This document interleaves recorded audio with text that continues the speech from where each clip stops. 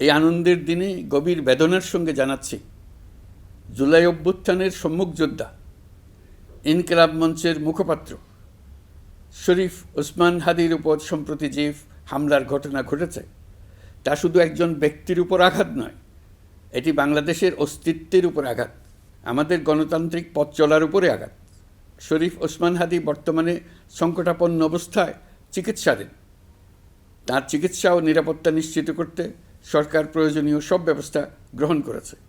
ইতোমধ্যে উন্নত চিকিৎসার জন্য তাকে সিঙ্গাপুরে পাঠানো হয়েছে।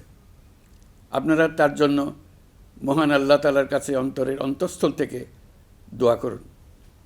সরকার এই ঘটনাকে অত্যন্ত গুরুত্বের সঙ্গে দেখছে। ঘটনার সঙ্গে জড়িতদের প্রাথমিকভাবে চিহ্নিত করা গেছে।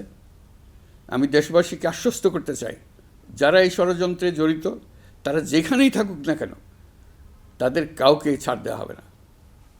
আমি পরিষ্কারভাবে বলতে চাই, পরাজিত শক্তি ফ্যাসিস্ট টেররিস্টদের এই অপচেষ্টা সম্পূর্ণভাবে ব্যর্থ করে দেওয়া হবে।